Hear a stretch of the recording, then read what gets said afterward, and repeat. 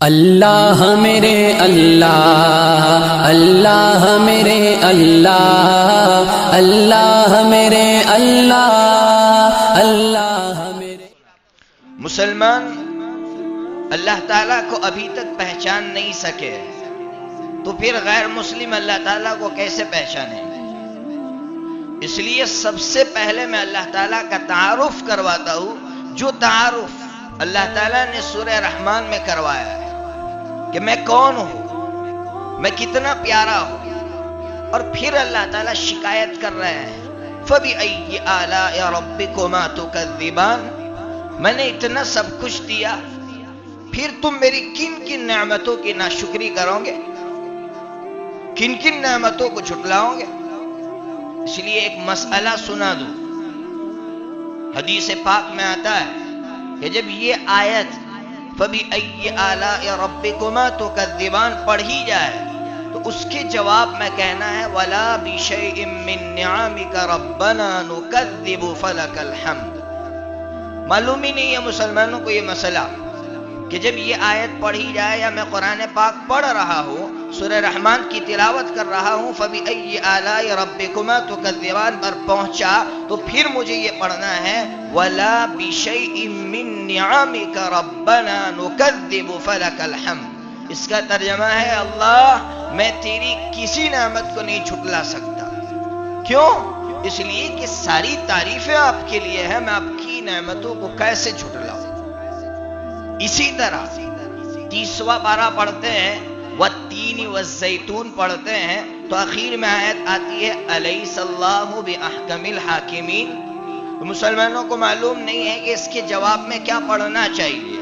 اس کے جواب میں پڑھنا چاہیے بلا بلا وانا علی ذلک لمن الشاہدین والشاکرین والحمد للہ رب العالمین، کہ اللہ آپ کیوں احکم الحاکمین نہیں ہے؟ فیصلہ کرنے والوں میں سب سے بڑے آپ کیوں نہیں ہو سکتے؟ میں گواہی دیتا ہوں اس پر۔ تو میں نے درمیان میں مسئلہ سمجھا دیا، اب آئیے اللہ تعالیٰ کا تعارف کرواؤ کہ میرا اللہ کیسا ہے۔ اللہ تبارک و تعالیٰ کو اگر پہچاننا ہے تو سب سے پہلے ہم اپنے بیڈ روم سے پہچانیں۔ بیڈ روم میں رات کو جب ہم سونے کے لیے جاتے ہیں تو بیڈ روم کی لائٹ آف کرتے ہیں اور ڈم لائٹ آن کرتے ہیں۔ ہم کبھی نہیں سوچتے کہ یہ جو میں لائٹ آف کر رہا ہوں اور ڈم لائٹ آن کر رہا ہوں، آخر یہ چیز سکھائی کس نے؟ کس نے سکھائی؟ سب سے پہلا انسان جس نے یہ ریسرچ کیا ہوگا، اس کے دماغ میں بات کیسے آئی؟ تو سنیے، اللہ تبارک و تعالیٰ کو اپنے بندوں سے اتنا پیار ہے، انسانوں سے اتنا پیار ہے کہ یہ انسان صبح سے جب نکلتا ہے اور کام کاج میں مشغول ہوتا ہے، کاروبار میں مشغول ہوتا ہے، تو رات ہوتے ہوتے تھک جاتا ہے۔ تو اب میرا اللہ مجھ سے کتنی محبت کرتا ہے، سننے جیسا ہے۔ میرا اللہ سورج سے حکم کرتا ہے کہ میرا بندہ تھک چکا ہے، اب اسے ضرورت ہے اندھیرے کی، اس لیے تم آف ہو جاؤ۔ یہ سورج آف ہو جاتا ہے، پھر جیسے ہی سورج آف ہوتا ہے تو اب انسان رات کی وحشت سے ڈرنے لگتا ہے، رات کی تاریکی سے ڈرنے لگتا ہے، تو فوراً میرا اللہ ستاروں کو حکم کرتا ہے، ڈم لائٹ کو حکم کرتا ہے، میرے بندے کے لیے تم آن ہو جاؤ تاکہ میرا بندہ تمہاری میٹھی روشنی میں میٹھی سے میٹھی نیند لے سکے۔ روزانہ ہم سورج کو ڈوبتا ہوا دیکھتے ہیں، لیکن کبھی سوچتے نہیں ہیں کہ میرا اللہ میرے لیے سورج کو ڈبا رہا ہے، سورج کو غرق کر رہا ہے، سورج کو حکم دے رہا ہے کہ میرے بندے کو نیند آئی ہے، میرے بندے کو سونا ہے۔ لیکن ہم نے پہچانا نہیں اللہ تعالیٰ کو کہ میرا رب کیسا ہے۔ آئیے اور کچھ سناؤ، میرا اللہ مجھ سے کتنی محبت کرتا ہے۔ ابھی دسمبر کا مہینہ ہے، لندن والے پستہ لاتے ہیں، اخروٹ لاتے ہیں، بادام لاتے ہیں۔ وہ پستہ ہم کھاتے وقت کبھی غور نہیں کرتے کہ جو سبزیاں ہیں مارکیٹ میں، اس کا چھلکا، اس کا کور تو بہت زیادہ کمزور ہے، لیکن اس پستے کا کور اتنا مضبوط کیوں ہے؟ اخروٹ کا کور اتنا مضبوط کیوں ہے؟ بادام کا کور اتنا مضبوط کیوں ہے؟ اس لیے ہے کہ اگر ماں کو اپنے بیٹے سے محبت ہو تو ماں کوئی چیز ریزرو کر کے فریز میں رکھ دیتی ہے یا کسی جگہ حفاظت سے رکھ دیتی ہے، یہ کہتے ہوئے کہ یہ میرے بچے کی پیاری سی چیز ہے، میرا بچہ اس کو بہت محبت سے کھاتا ہے، اس لیے میں اس کو محفوظ کر رہی ہوں۔ میرے اللہ کو مجھ انسان سے کتنی محبت تھی کہ میرے اللہ نے دیکھا کہ اس بادام کے گودے میں، اس کے مغز میں وہ چیز ہے، وہ چیز صرف میرا بندہ کھائے، کوئی جانور نہ کھا لے، کوئی بکری نہ کھا لے، کوئی درندہ نہ کھا لے، تو اس کے کور کو مضبوط کر دیا اور انسان کو عقل دی کہ اے انسان اب یہ جانور نہیں کھا سکتا ہے، تیرے لیے میں نے ریزرو کر لیا ہے، اس لیے تو نکال اور اس میں سے مغز نکال کر کھا۔ یہ ہے میرا اللہ کہ بادام کھاتے وقت بھی ہم اللہ تعالیٰ تک نہیں پہنچ سکتے ہیں کہ کتنا پیارا ہے میرا اللہ، مجھ سے کتنا پیار کر رہا ہے۔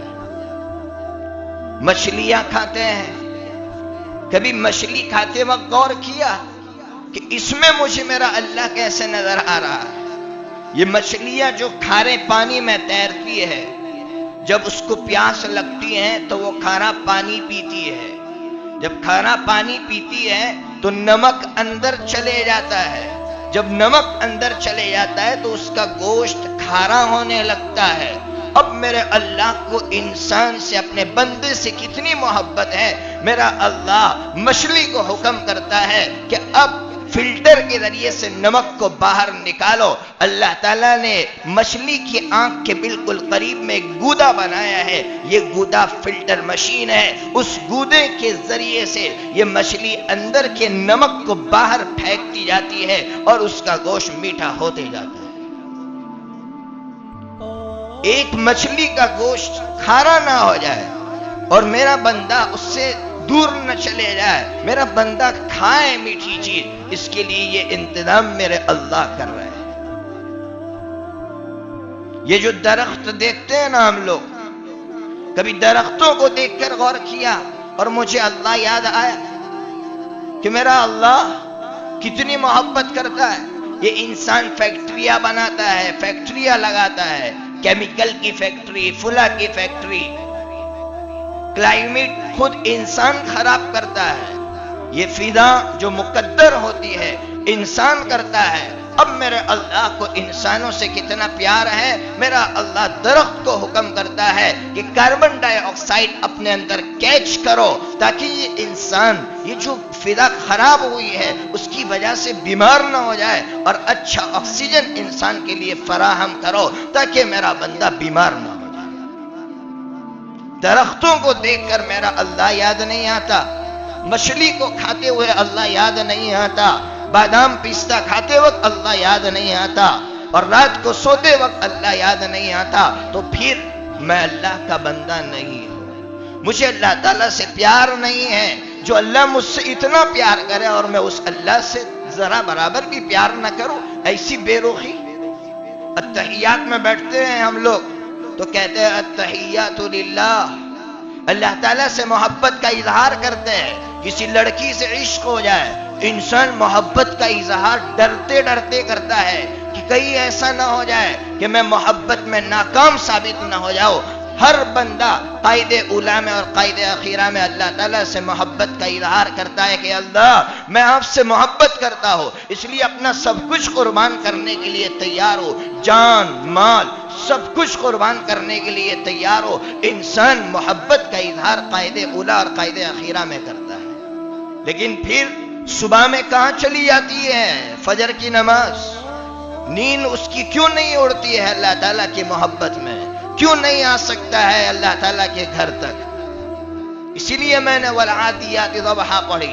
سنو اس آیت کا مطلب، میرا اللہ اپنے بندوں کی شکایت کر رہا ہے، اس کی بے وفائی اور اس کی غداری بیان کر رہا ہے۔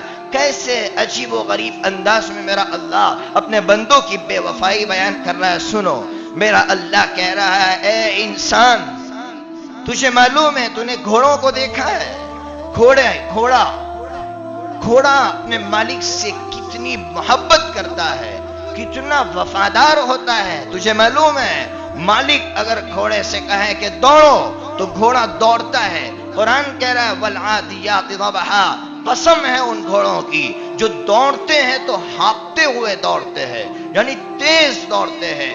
پھر کیسا دوڑتے ہیں؟ فالموریات قدحا، جب دوڑتے ہیں تو پتھریلی زمین پر جب ان کی ٹانپ لگتی ہے تو چنگاریاں نکلتی ہے۔ فالمغیرات صبحا، مالک اگر کہہ دے صبح صبح چلنا ہے تو کبھی گھوڑے نے نہیں کہا مجھے نیند آ رہی ہے، مالک کی وفاداری میں اپنی نیند قربان کرتے ہوئے وہ نکل جاتا ہے۔ فالمغیرات صبحا فاثرن به نقعا، قرآن کہہ رہا ہے تلواروں کی جھنکاریں ہیں، تلواریں چل رہی ہیں، اسے دکھ رہی ہیں تلواریں کہ موت کا منظر ہے سامنے، لیکن فوسطن به جمعا، دشمنوں کے جمگٹے میں گھس جاتا ہے۔ فوسطن به جمعا ان الانسان لربه لکنود، میرا اللہ کہہ رہا ہے انسان دیکھ گھوڑا اپنے مالک کا کتنا وفادار ہے اور تو کتنا بے وفا ہے۔